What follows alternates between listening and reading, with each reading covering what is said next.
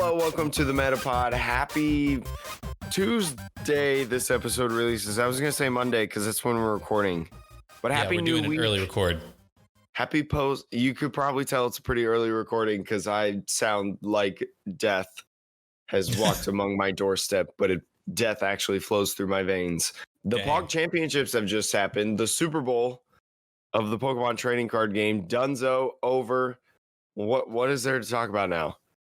I mean, we could talk about what happened in the POG championships, but there's nothing else to talk about. Season's over. Wrap it up. We're done. Let's go home. Podcast is over. Move on to the next one. If this was the Pokemon podcast, that's exactly what would happen. Podcast is over. Season's over. Wrap it up. I hate the Players' Cup. Anyways, we've already talked about this, that, and the other. As Sean said, we got the analysis of the Atlas POG championships. We can also talk about the future and what the future may hold, kind of like your official first sneak peek. Because I think we'll be the first people talking about like post rotation as like a recording version. I don't know. Somebody quote me on that. I don't know who's talked about it necessarily, but this is the first time we're going to be talking about post rotation explicitly. Yeah, that's like really what I meant. But I just want to say first, Nessa's getting a card. We won't talk about all the small little cards that were announced today, but Nessa's getting a card, so I'm excited. That's what matters right now. But Sean, how are you doing this morning? I'm good. You must be excited about that Nessa full art. I'm assuming. It's not here yet. We don't know about it. No, it's going to happen though. They don't make a supporter without the full art, basically. They don't make a Nessa who is quite literally in the video game lore. She's a supermodel. She is quite literally a supermodel. If they miss the opportunity to make her a full art, they're missing on millions of dollars. Millions in one card. From me. Millions specifically from me. The Atlas POG championships happen. Top 32 final standings we have in front of us. Looking at all these lists, and we're going to do a little bit of analysis. And we're going to start by me saying Eternatus making that top 8. It did something. It did. Roll the playback of me saying that Eternatus. It didn't do well. I will admit that it didn't do well, and I didn't expect it to like be outright the best deck. Look, Eternatus, if it rolls, like, if you get a roll and you don't get like donked or whatever, but that's literally what happened in the loss. Like when it lost in the top 8, it did the thing that every Eternatus player should be worried about, which is you just have a bad start, and then especially against something like item lock, like you just have nothing and you have no outs, and Did you watch the match where Eternatus versus Vikavolt?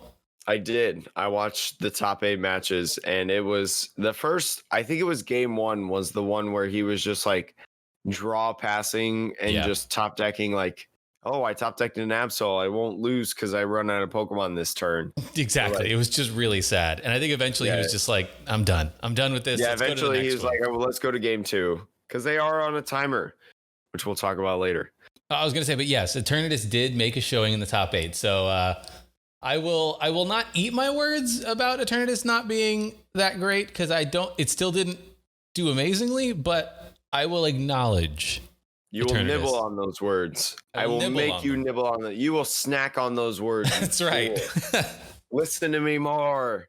Anyways, Centiskorch, literally non-existent within the top 25. Placed 30th. Centiskorch VMAX placing 30th, but that's it.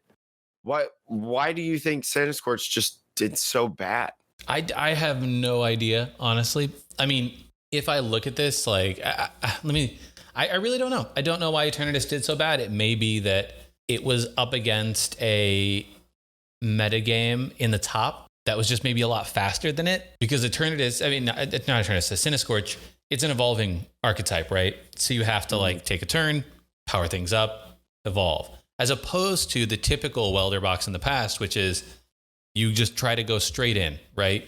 You attach, welder, attack, right? That's what you do turn 2 normally in a welder box. But in Centiskorch, you attach and then Volcanion, So it plays more like those greens decks used to. Mm-hmm. But if you actually look at the top 32, the decks that did well, at least in the format, you have things like Pikachu and Zekrom, Mewtwo and Mew Welder Box, Blacephalon, like you have a few Baby Blounds in there. So I think, I don't know what its exact matchups were throughout the day, but like if that is the archetype, like the deck spread, the matchup spread that made top 32, then those are the ones that probably went through Centiskorch to get there. And that means that Centiskorch is probably just too slow, right? Like the other decks had enough time to build up an Oko between Mewtwo and Mew and Blacephalon in particular. And then Pikachu and Zekrom just putting on a ton of pressure before Centiskorch could get rolling. I think that especially when you talk about matchups, like you also look in this list, there's no Lucario Melmetal. I don't think there's I may have missed it because I've only been awake for about 10 minutes today, but like there is no Lucario Melmetal in this list. And I think that's like a huge thing that Centiskorch needs. I mean, Lucario Melmetal is very obviously not the most popular deck, right? It's not like ADP where it's going to take almost a quarter of the field, but it is going to take a certain percentage that is going to propel you because of that weakness. But even then, like if you can't get rid of the metal frying pans, like is it even like that easy of a matchup to be Luke Metal? And so I think you look at a couple of these decks as well, like Mewtwo Malamar can really benefit from Giant Hearth. Blacephalon, Unbroken Bonds, really could benefit from Giant Hearth. There's two of the three decks that you had mentioned at the beginning of when you were kind of trying to explain and looking at the decks compared to Centiskorch that really can utilize it. And so like your Centiskorch, like do you even play your Giant Hearts? I played a Centiskorch list when I was in the POG against a fire deck that I was playing, and they didn't play the Giant Hearth because they were like, I don't want to give you two energies. Yeah. It's tough out there. It was tough out there for Centiskorch. It's very tough out there for Centiskorch. I will say, like, it might have been a better meta call if you were playing Centiskorch to rely on Fiery Flints rather than Giant Hearts. Like, I don't know what everybody played, what the lists were, right? Maybe someone out there did do that and it still didn't matter. I'll agree. Like, they're just, Centiskorch is also giving too much ammo to the exact decks that it doesn't want to have a matchup against, like Blacephalon or Mewtwo Welder. So even though you can maybe one-shot a Mewtwo in turn 2 or 3 or whatever, if you go second, power up, but Mewtwo Welder goes first, attaches, and then Welder attaches, like they could blow up anything, right? So it's not a good look. Speaking of Mew and Mewtwo, I don't know a single person that, especially someone like us, like a podcaster, like a content creator, that was on the hype train of Mew 3 before Azul started playing it on stream on like what, Thursday? It was either Wednesday or Thursday. I think it was Wednesday. He started playing it on stream because he's usually streaming right after I stream, and I started working on other things, non-Pokemon TCG content related. So like I'm usually lurking in there, just watching, trying to learn. He started playing Mew Welder on Wednesday because somebody in chat said, is Mew Welder still viable? I can't really build any other deck. So he's like, okay, let's see how it works. And he went like 10 games straight undefeated. He was like, you know what? This might be the sauce. And there's a ton of Welder Mewtwo, way more to show up than what we originally expected. Look, I don't know where necessarily these players are from, but if I had guesses, there's a Mewtwo Malamar, which is like its own thing, but that came from, someone named, I think, Ippo Kito or Ippo Kaito. Very well could be a Japanese player. I'm just making assumptions here, but like, I think it's fair to make some assumptions like that. And then Yuma Shiozaki, I believe, played a Mewtwo Welder Box. And then the other Mewtwo's in the top 32 was another Welder Box by Mankin Ho. The reason I bring this up is because I'm guessing that 3 of these players are East Asia based. And then the last one that played Mewtwo Welder, I should say, was Rahul. And Rahul obviously is on the East Coast. And he is a Mew 3 stan, right? Like he's been playing a ton of Welder Mew 3 like for the whole season. I'm not surprised Rahul brought Mew 3 because that's like his ride or die, if you will. But I don't know how much cross-pollination there is between, like, Azul's obviously a well-known player, and the Pokemon TCG scene is not that huge. But I wonder if there was more going on in the Japanese and Asian metagame. I don't know that influenced that other than Azul. Do you know what I mean? Yeah. I mean, I don't think like Azul is like the top guy, like, oh my gosh, everybody does what I do type thing. I mean, he kind of is, but like, I don't think like the influence is that large, for anybody. I think it's more at like the bottom tables. So you look at me when I don't know what deck to play. So I'm like, okay, what deck does Azul hail? So I'm like, all right, maybe I'll try it. But it was still super surprising to see that many. We weren't sure what deck was going to kind of pop off and like surprise everybody. Like we did see a fighting deck make top 15. Lucas Dellenbach do an extra drill. Shout outs to you got BDE. You got BDE. Anyways.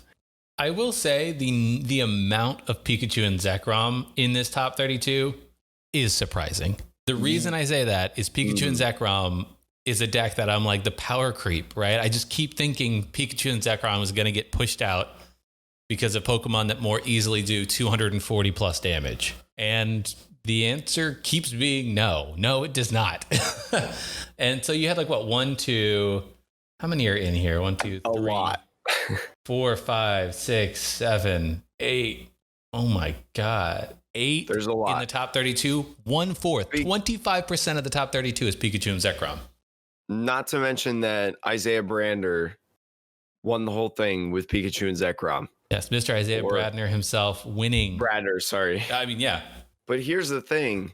Here's the thing that I'm saying. So, like, I think I mentioned this last week. There's a couple key points that I want to hit on for why, like, I am surprised, but I'm not surprised that Pikarom did so well. I think I hit on this last week, especially when you open up a format, when you open up a new format, it takes time. It takes time to be able to like build the perfect deck, right? Pikachu and Zekrom has been around for so long. It's almost a comfort pick.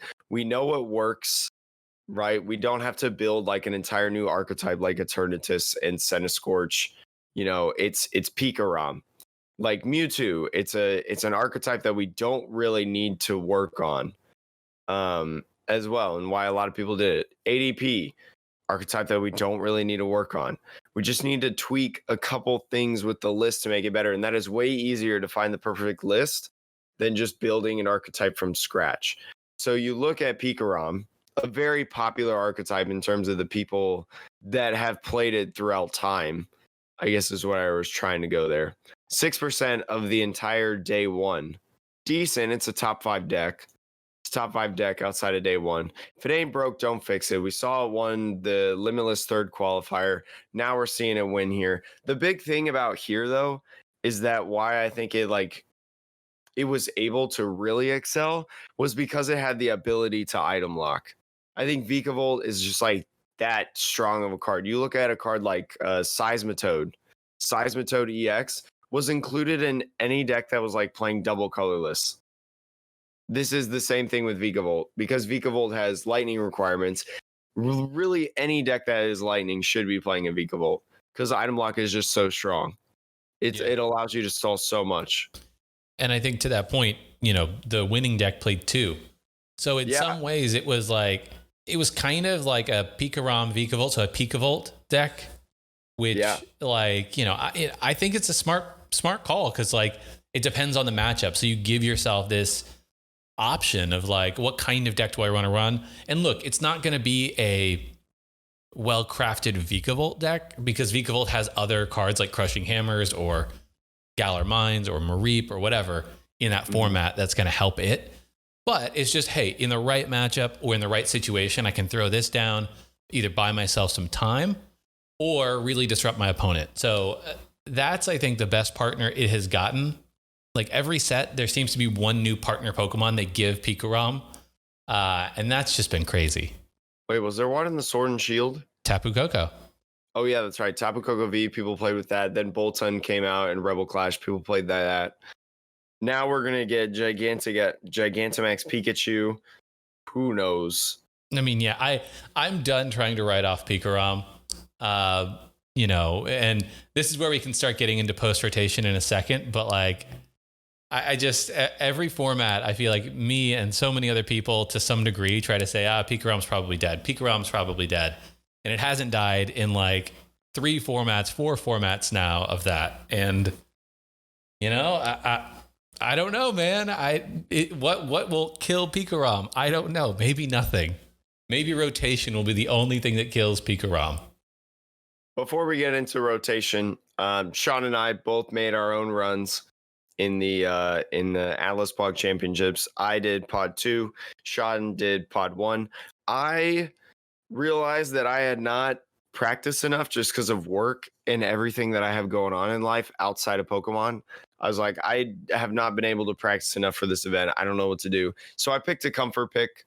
I picked Blacephalon GX. I know I said on the podcast I was going to play Control, which I wish I did because Sander, I probably wouldn't have done as well as Sander placing second, but I would have loved to think that I would have done well. But I played Blacephalon GX, went 3-4, 3-4 drop. Welder and Beast Ring does not exist. Sean, how'd you do? Man, you did better than I did. I went 1-4 drop with ADPZ. It was ADPZ? It was bad. I had a very bad day. When you told me that you went 1-4, I thought you played Charizard VMAX again. No, ADPZ. It was just, everything was unfortunate. I think like I look back at it and I'm like, look, there's got to be something that I can do differently. And like, I really am at a loss for like understanding if I could have done anything differently in any of those games.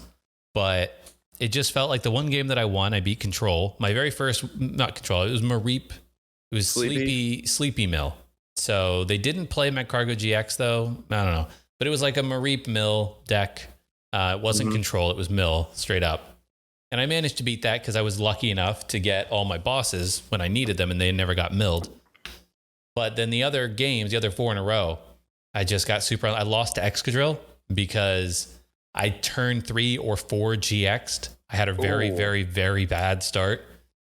And then I had game and everything.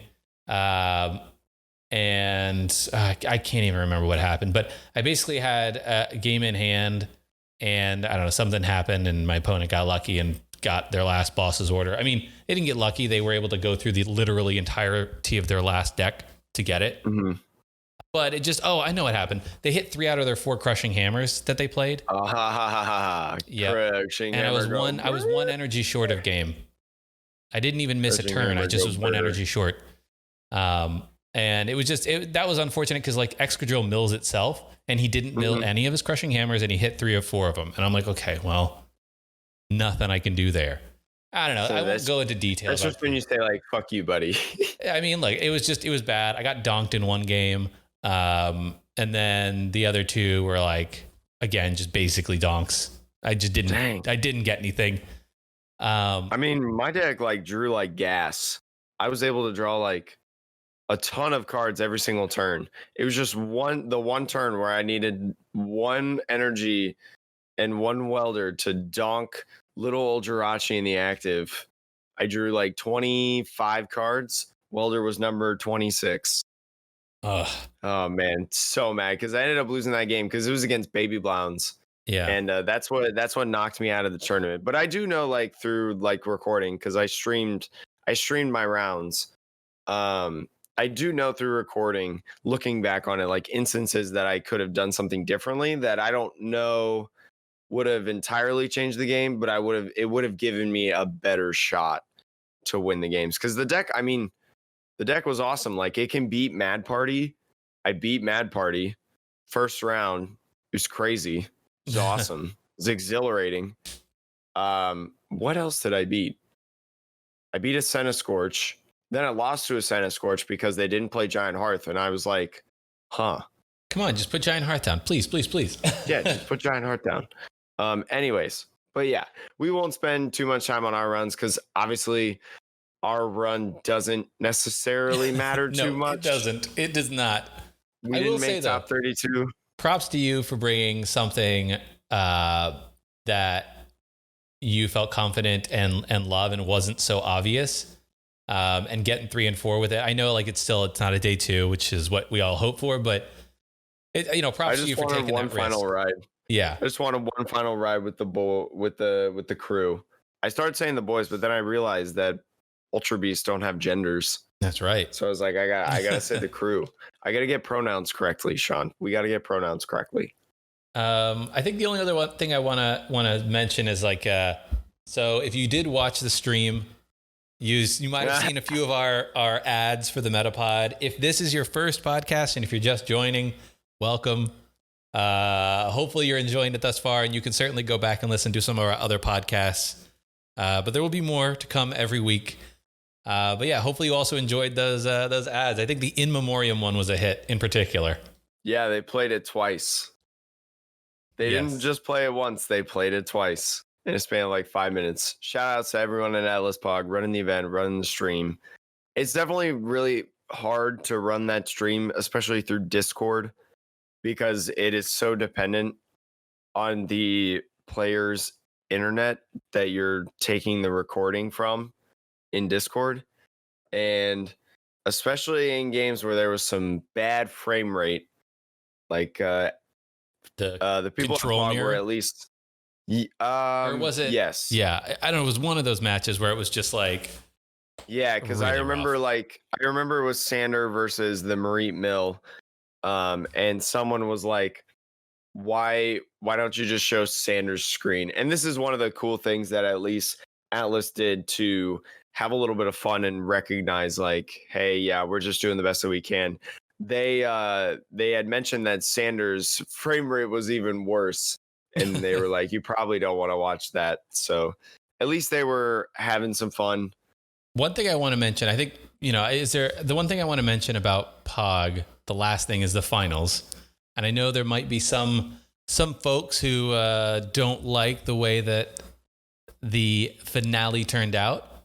So for context, it was Isaiah Bradner playing Pikavolt versus Sander. I'm not even going to try to pronounce it. Sander Wojak? I don't know.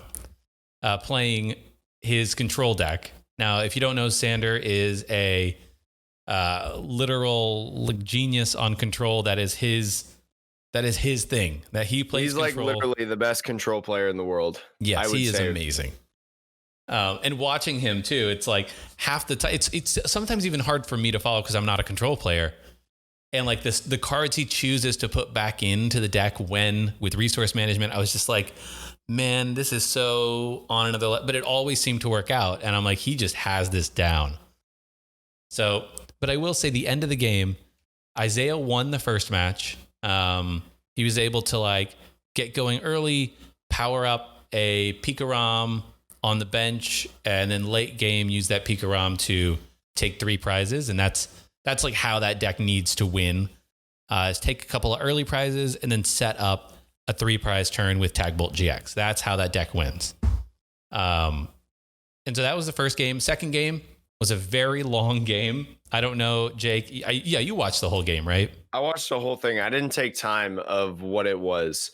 But I don't know the exact time. It was definitely a long one because I think Isaiah only took 1 knockout that game. Yeah.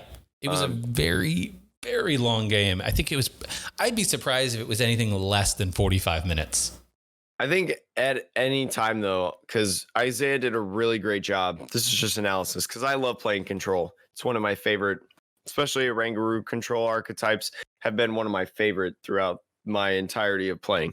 But Isaiah did a really good job of not playing cards that he didn't need to play. So like self-milling, because the more that your opponent plays, kind of the easier it is to mill them out, right?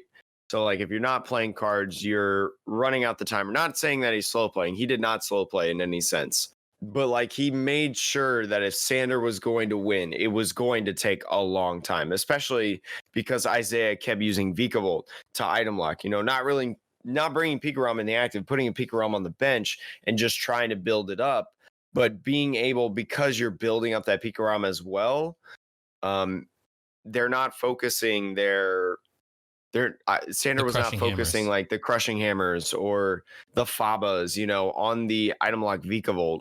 Being able to try to run that is like using the timer to your advantage, especially when you win game one.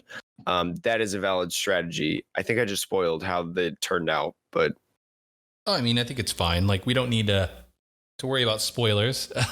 But the Isaiah ended up winning because time was called in game 3, which I'm going to be honest, I'm pretty sure Sander had the win. Like, if it was an infinite time and they were just going to let it run until the game was over, I think Sander had the win. But you gotta, as a control player, you always have to factor in time. You always have to accept that there is a clock that you have to work against as well. Like, you have two opponents. You have a clock and you have the person sitting in front of you. So it sucks. But and what I will say too, I know some people are like, oh, they should have let it just go, and like that's exactly the way that it would have been called in a real world championship or any tournament. Yeah. Time is a factor. They gave them the same amount of time that you would have had in the world championships. And I will say too, Sander actually has the best chance to win with a control strategy in that type of game on PTCGO. He would have not done as well in real life, because in real life, you have to shuffle your cards constantly, physically, right? You can't search your deck with just a couple of clicks.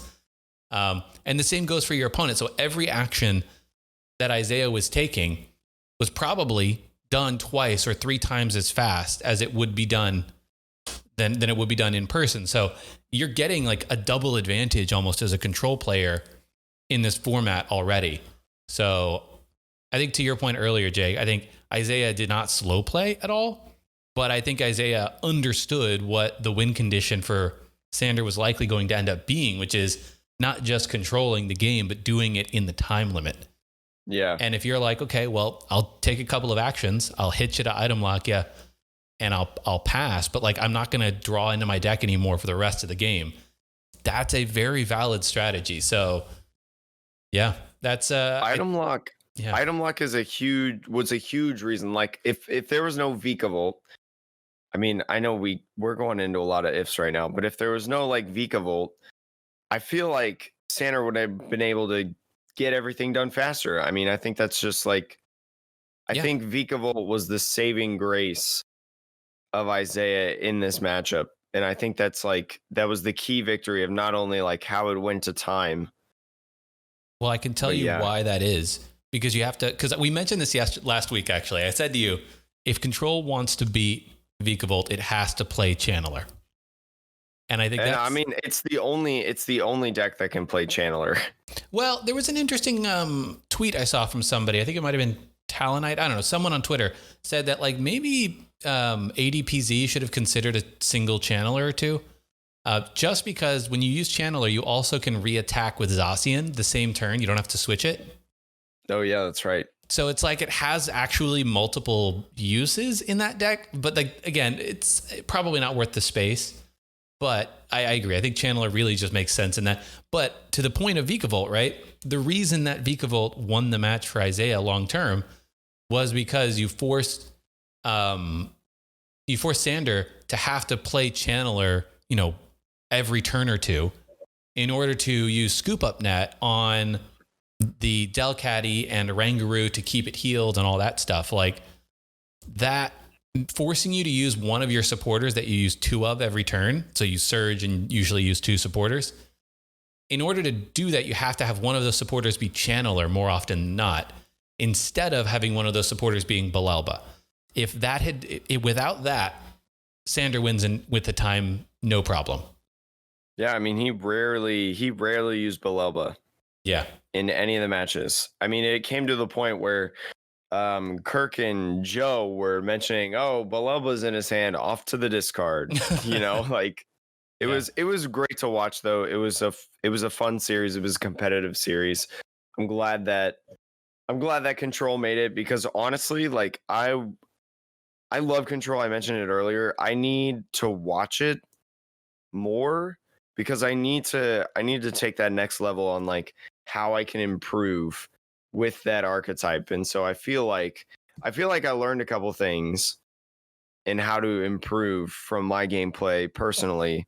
Although I mean, I don't think we can sit here and not say that Control is going to evolve now because the Rangaroo is rotating and all these cards that it needs are rotating. It'll come back as long as Sander doesn't retire. It'll come back.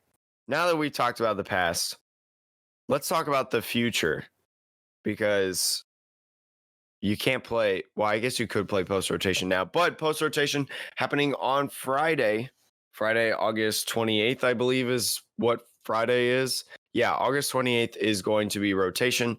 So cards from Ultra Prism to Dragon Majesty or Lost Thunder. Which one came first, the chicken or the egg? I think the main thing is like it's team up on is post rotation. Yeah, you could say that. I committed to the Ultra Prism until either Lost Thunder or Dragon Majesty, and I committed to it. So I had to do that. But yes, team up to the present. I believe it's SM 158 to present. Ooh, I think it's the promos. Promo numbers. Sure, I'm like, sure. I've looked it up like 30 times in the last like 2 days. So that is why. I think importantly, we lose two promos, I think, in particular, that are very important for certain decks, which are both of the good Solgaleos. We lose Turbo Strike Solgaleo and Soul Burst Solgaleo. It is 158 and up. 158 and up from Sun and Moon, and then I guess you have to say Sword and Shield 1 and up. Yeah. So that was announced over in like April or whatever. So we've already talked about what we've lost. We've already talked about kind of what's gonna hurt. But I guess like we can go back to the idea of like, Sean, what are your thoughts on what is going to hurt the most? What is going to die? What is going to thrive? Or maybe even rise up out of the shadows, like a deck that we don't know about yet that could rise up with rotation. Oh, let's start off with the hurting. The hurting? I think we can start from the top, right? Pikarom. Yeah. This is super obvious, but you know, Pikarom is just a deck that seems to not want to die ever. And I don't know if it still dies necessarily, but you lose Thunder Mountain. That's bad. You lose Electro Power. That's bad. You lose in some versions Zero Aura, which is not great.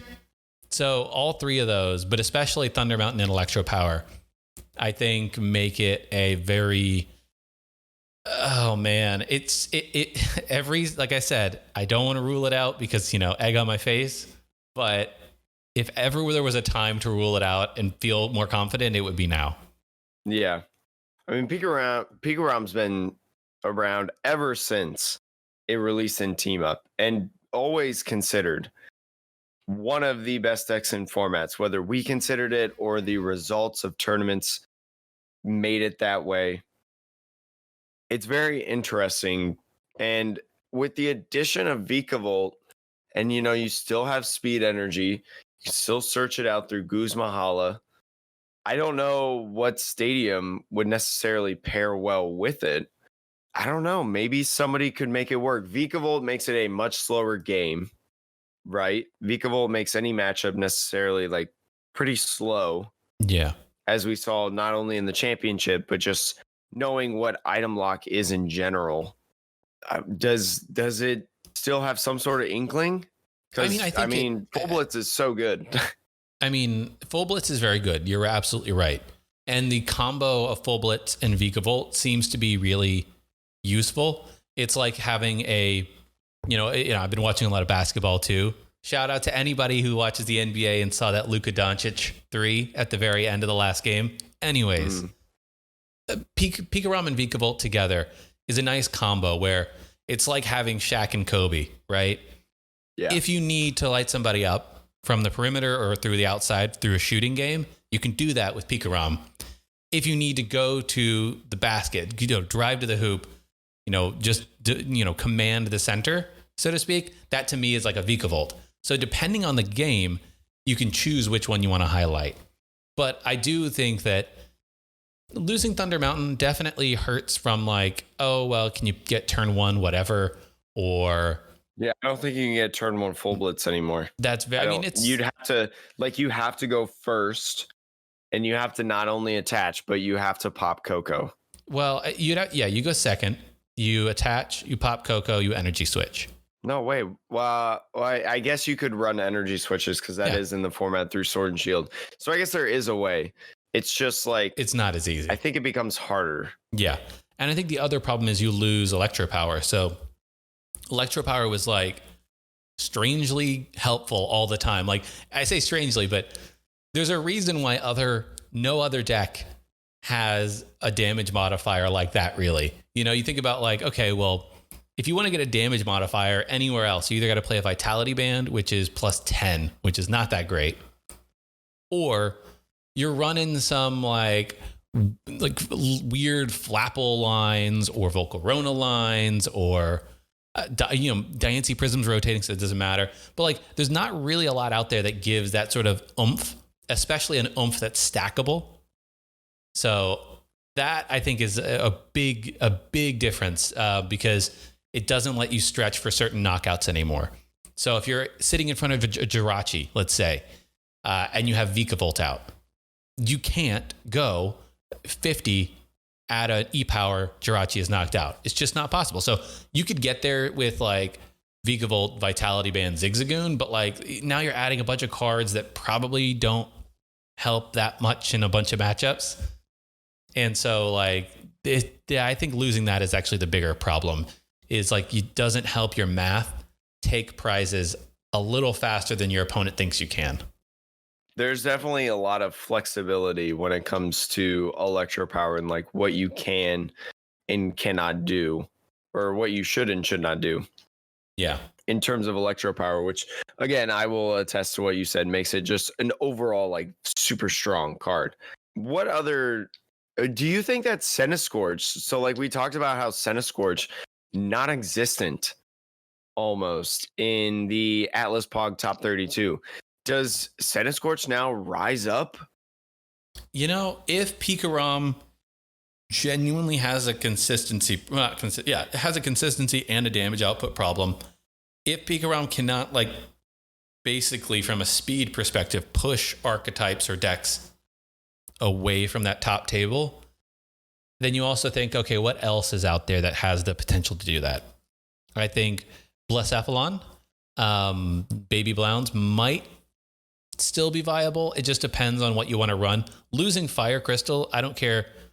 Fire Flint. Fire Flint. I don't care who you are or what you think. Losing the ability to go grab 4 fire energies while at the same time putting potentially 2 into the discard for Crystal is huge. Like that right there, you can go from 2 energy in hand to 6 energy in hand with just 2 cards.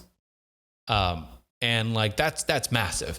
So I would not discount the importance of that in a meta that you might have 300 plus HP Pokemon as the mains.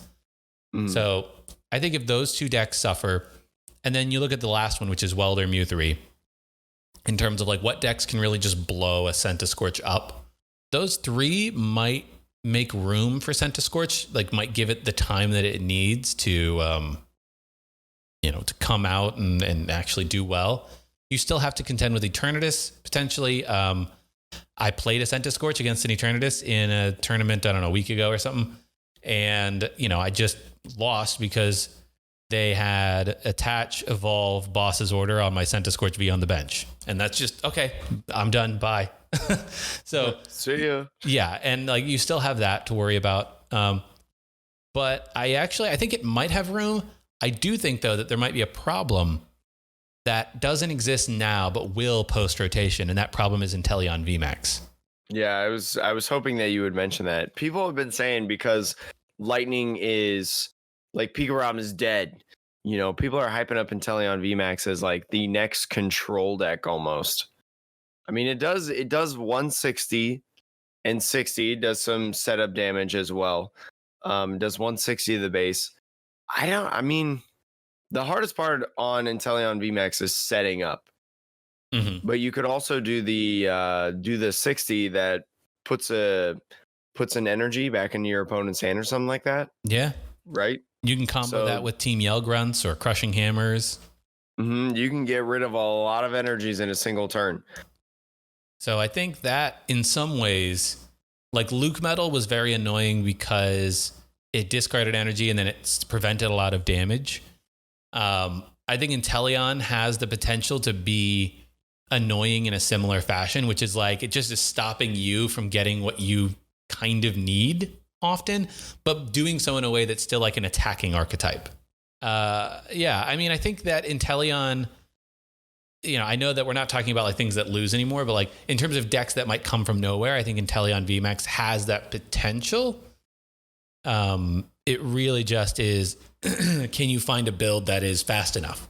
It's really, man, especially with the Nessa cards, that Nessa that's incoming in like Vivid Voltage. I know this is like we're talking about November now. We're not even talking about next week.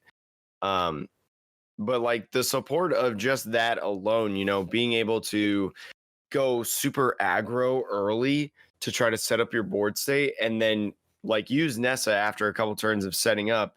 You got all your Pokemon on the field that you need, like evolution wise or whatever, to just grab like 4 energies that you threw in the Discord, or maybe like 2 energies, 2 evolutions that you threw away early because you were playing more aggro style of the build for setup purposes. Like that's huge. So I'm really excited. I don't know. I've heard rumblings the last couple of days of like people saying that Vikavolt is still going to be viable, and it doesn't surprise me at all. I get it because like item lock is just super relevant, like I mentioned earlier, like Seismitoad was around for so long and included in so many decks because it was that good. So like with Vikavolt, we've mentioned like Thunder Mountain's gone, E-Power is gone. It can still include things such as like Counter Gain, Tapu Koko Prism Star. No, Counter Gain rotates. Oh, yeah, that's right. That's Lost Thunder, isn't it? Anyways, Tapu Koko Prism Star. Don't tell me that rotates, right? No, that's you're good there. You're good. That's team okay. up.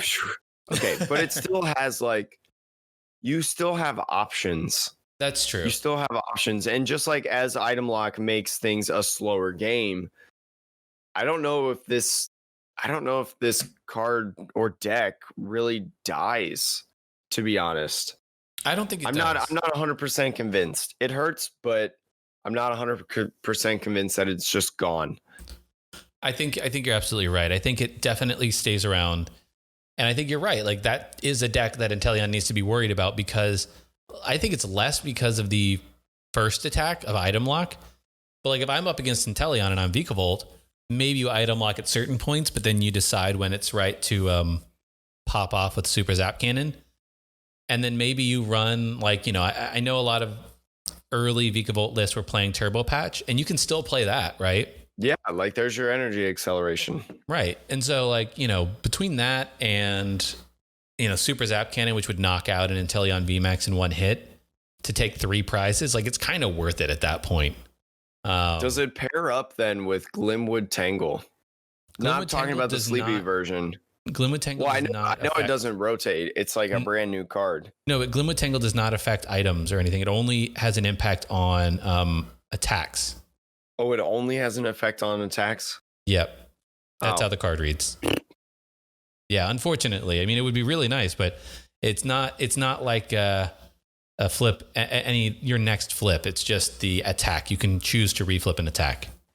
Oh, well, I mean, Glimwood Tangle wasn't super relevant in the card, so I didn't really worry about that, and That's never faced it. So, anyways, I'm excited about Wailord. It's not out yet, but it will be very soon. I think that comes out with Champions Path, so I am excited about Wailord. Yeah, Wailord is interesting to say the least, and I am excited to see what Sean can cook up, or whoever wants to try to make it work. One deck that I think honestly like doesn't change at all. Eternatus VMAX. Does that deck actually change like at all? I mean, I don't think it does. You lose Yveltal option. Okay. I don't think that Yveltal, though, was necessarily a make or break for it. It's just like, oh, it's basically a dark box option, right? Like, oh, I'll throw this in, maybe throw in the Spoil the Fun, Alolan Meowth or whatever. No, that's Lost Thunder. Yeah, that's my point. Like, you lose a couple of random like extra cards. They do have value, but they're not like the make or breaks. But like, you still have other cards that can do really interesting things. Like, do you run it pure Eternatus, or do you maybe try? And I do think there is some value in running something like a Weavile build, and then running like a Darkrai Umbreon, and that would allow you to then still get the instant KO on something with Darkrai and Umbreon's GX. And then you also have, so it's not as easy or as good as Yveltal, if I'm honest, but I think that people will keep experimenting with Eternatus, and it will just kind of adapt to whatever the meta becomes. Can we also talk about how the Eternatus list that placed 7th had a playset of Piers in it? I mean, I like Piers in the deck. You can get an energy. Like, there's not a ton of cards that can guarantee you an energy, particularly a Hide Dark energy, which is the energy I believe they were running, right? Yeah, they were playing a playset of Hide and 4 Dark Basics and 1 Capture. That is exactly what you need in a Vikavolt match, because all of your Pokemon are Darkness Pokemon, right? So Hide Dark energy means you get free retreat. So like, if Vikavolt is a big part of a meta, then Hide Dark and Piers is great, because you can Piers, get the Hide Dark. You can either just go get another random Pokemon or go get a Crobat in particular. So depending on your hand, now if you're against Vikavolt, the Crobat's probably not as valuable. I think Joe from Omnipoke mentioned this, and I think it's really important to remember. If you can't play your items, then you're going to get a really big clunky hand. So Crobat is actually not a great option. But, you at least can go get a switching out.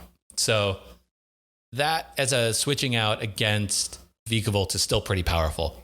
Now, if Vikavolt is less popular over time, maybe it doesn't matter.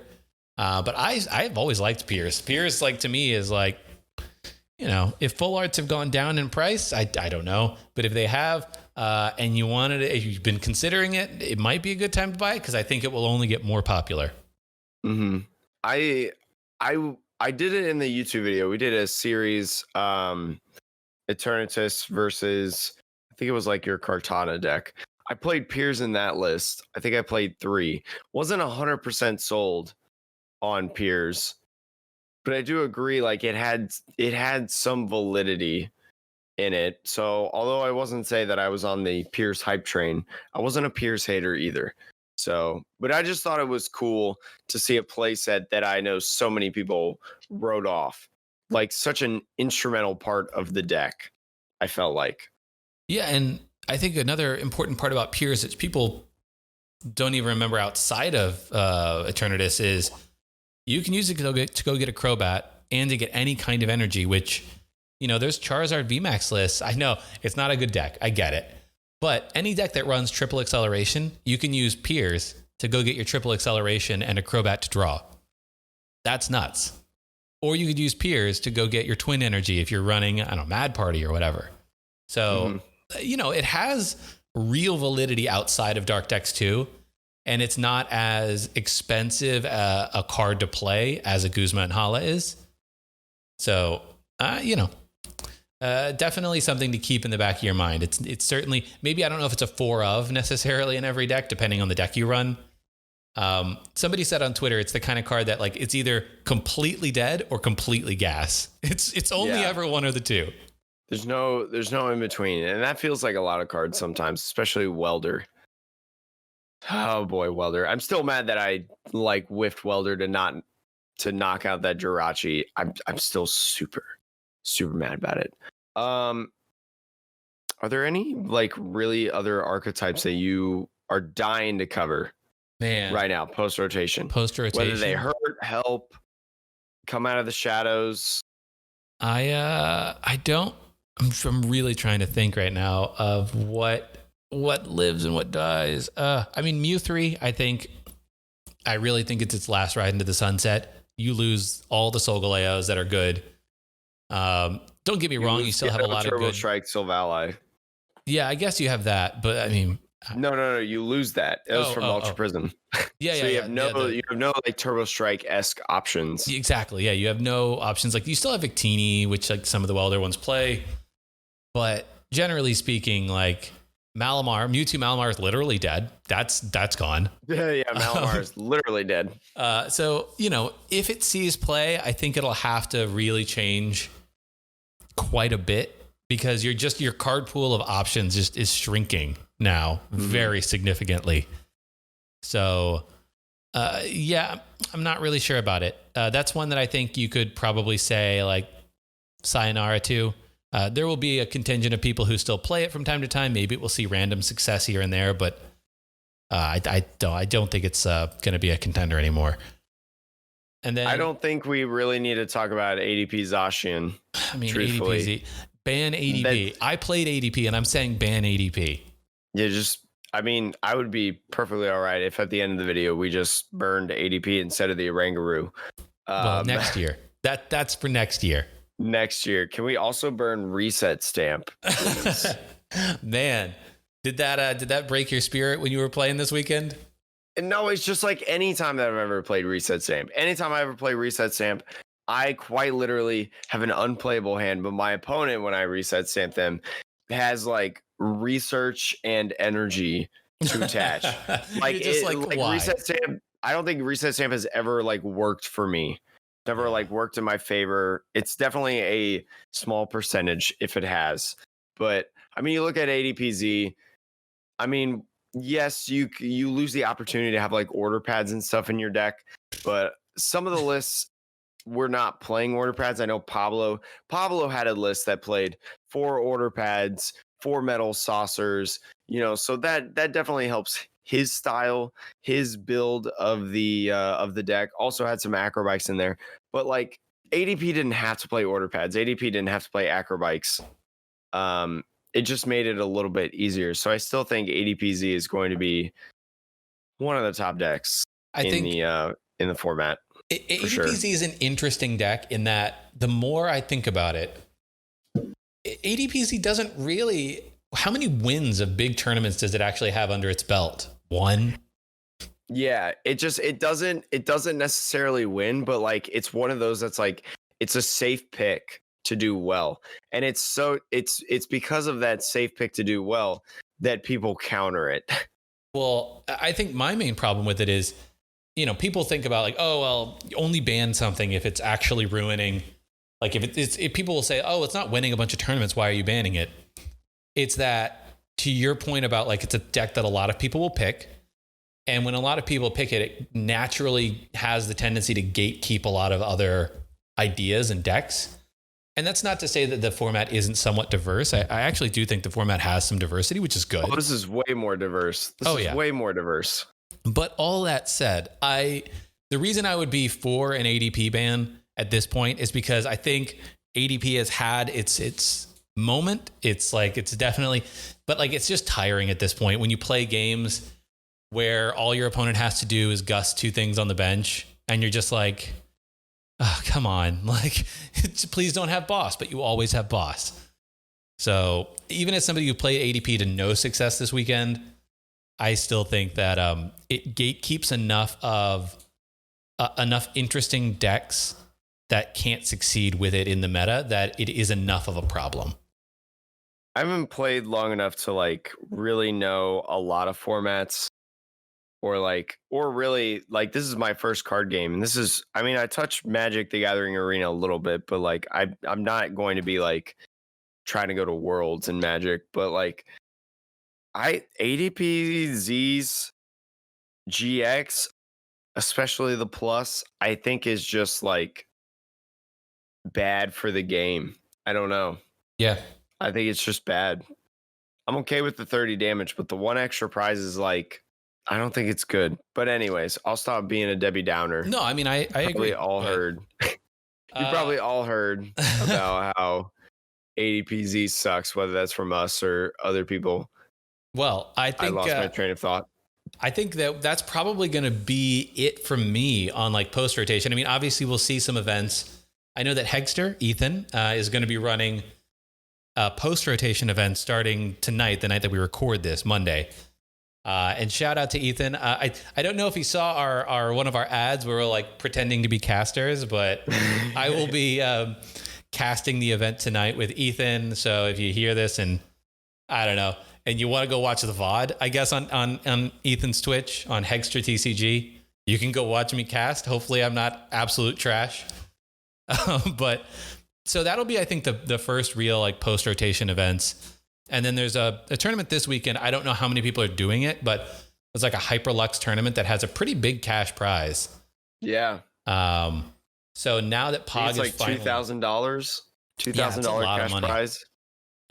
So now that POG is actually over, you might see a lot of people like decide, oh, okay, for the first post rotation event, I'm going to do this Hyperlux gaming event, because it's just hard for that to like, I think when they decided to announce it and everything, it was just very, I think, difficult for people to get hyped when you have POG happening immediately in the future.